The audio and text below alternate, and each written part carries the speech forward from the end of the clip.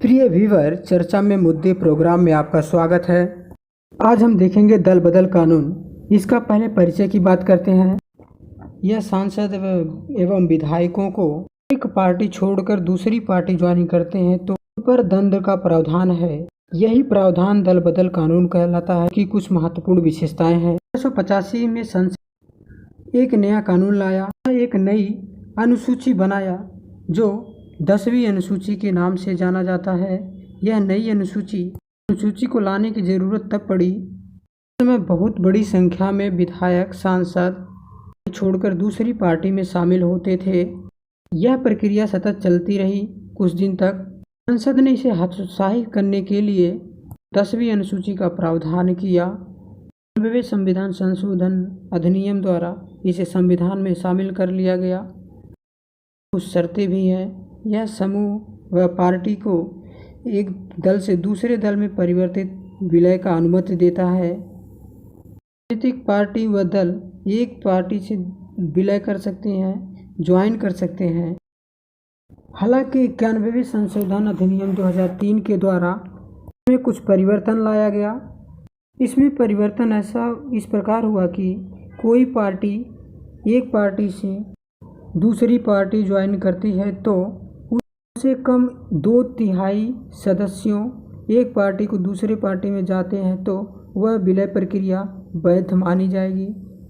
यदि इससे कम सदस्य होते हैं तो एक पार्टी से दूसरी पार्टी में जाने पर वह प्रक्रिया वैध नहीं होगी, अर्थात अमान्य हो जाएगी। ऐसे प्रोसेस को रद्द कर दिया जाएगा। उसे दल बदल कानून की प्रक्रिया के तहत प्रताड़ित करने जैसा होगा। और यदि कम से कम 2/3 सदस्यों की संख्या होती है तो वह वैध माना जाएगा। इन सारी प्रक्रियाओं का कानूनी हक जो देख रेख करता होगा वो सदन के पीठासीन अधिकारी होते हैं। पीठासीन अधिकारी ही इस कानून को देखते और उस पर कार्रवाई करते हैं। हम बात करें कि यह कानून किस पर लागू होगा, कौन कौन से व्यक्ति होंगे जिस पर लागू होगा, कौन कौन से सदस्य होंगे जिस पर लागू होगा, और कौन कौन से पार्टी या कौन कौन से लोग होंगे जिस पर यह कानून दल बदल का कानून लागू होगा, उनकी प्रक्रिया क्या होगी।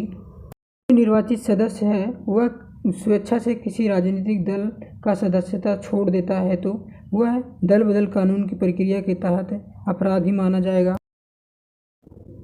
कोई व्यक्ति अपना पार्टी छोड़कर किसी दूसरी पार्टी में ज्वाइनिंग करता है, वह अपनी पूर्ववर्ती पार्टी के बिना अनुमति का मतदान करता है या मतदान से दूर रहता है तो वह इस प्रक्रिया के तहत दंडित किया जाएगा। यदि पार्टी उस सदस्य को 15 दिन के भीतर नोटिस देकर माफ़ नहीं करती है तो वह दल बदल कानून की प्रक्रिया के तहत दंडित किया जाएगा, अर्थात वह दल बदल प्रक्रिया का उल्लंघन करता माना जाएगा।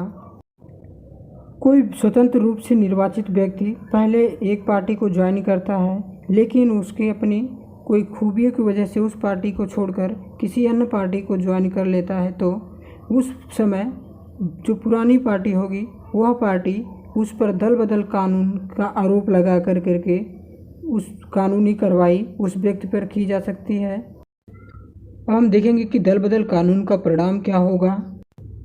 दल बदल कानून लोकतंत्र की प्रक्रिया को कमज़ोर कर देगा, अर्थात वह लोकतंत्र के अस्तित्व के लिए खतरा पैदा कर देगा। सरकार के कामकाज को भी प्रभावित करेगा। सरकार को टाइम पे अपने काम से पूरा नहीं करने में भी उसको बाधा आएगी। हॉर्स ट्रेडिंग जैसी प्रक्रिया देखने को मिलेगी।